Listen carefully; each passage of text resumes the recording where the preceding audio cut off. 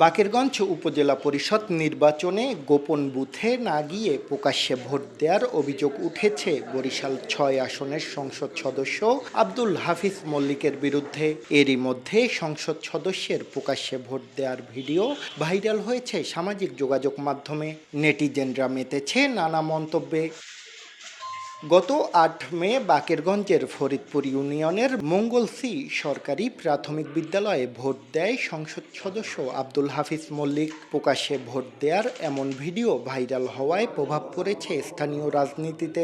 এমন ঘটনায় ক্ষোভ প্রকাশ করেছেন স্থানীয় রাজনীতিবিদরা। উনি ওপেন আপনার টেবিলের উপর ভোটটা দিয়েছেন, যেটা আমাদের কাছে খুব খারাপ লেগেছে।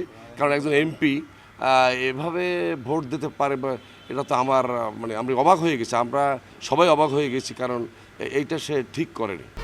১, ২, ৩ ঢাকায় জমি জিতে নিন ১০০% ক্যাশব্যাক সহ ২০ কোটি টাকার পুরস্কার।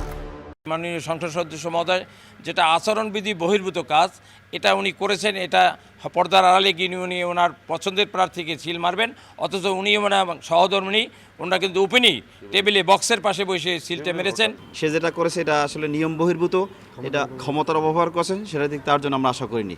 এটা আপনার দুঃখজনক, সে এই কাজটা তার এমপি হিসেবে করা উচিত হয়নি। এমপি মহোদয় যে কাজটা করছে এটা সাধারণ জনগণ হিসাবে আমার কাছে একটু দৃষ্টিগোচর।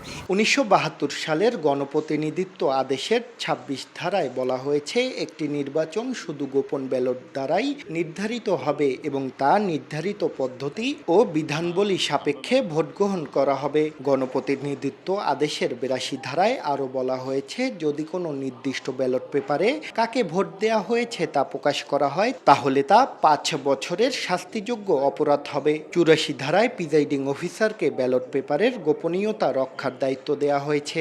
এতে বলা হয়েছে, একজন প্রিজাইডিং অফিসার ভোট কেন্দ্রে এমন ব্যবস্থা গ্রহণ করবেন যাতে প্রতিটি ব্যালট পেপার ভাঁজ করা এবং সেই অবস্থায় ব্যালট বক্সে ফেলার আগ মুহূর্ত পর্যন্ত প্রত্যেক ভোটার যাতে তার ব্যালট পেপারের গোপনীয়তা বজায় রাখতে সক্ষম হন তা নিশ্চিত করবেন। ১, ২, ৩ ঢাকায় জমি জিতে নিন ১০০% ক্যাশব্যাক সহ ২০ কোটি টাকার পুরস্কার। তবে প্রিজাইডিং অফিসার মোহাম্মদ রফিকুল ইসলামের দাবি, গোপন কক্ষে গিয়ে ভোট দেবার জন্য সংসদ সদস্য হাফিজ মল্লিককে বারবার অনুরোধ করার পরও কোনো ধরনের কথা শোনেননি তিনি। আমি ওনাকে বলছি, উনি বলছেন না এখানে বসে দিই, সমস্যা কি, ভোটের মধ্যেই দিচ্ছে, কিন্তু উনি আসলে গোপন বুথে যায় নাই।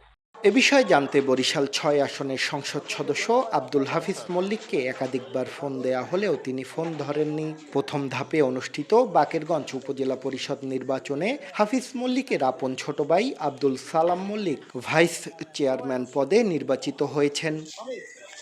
শাকিল মাহমুদ, সময় সংবাদ, বরিশাল।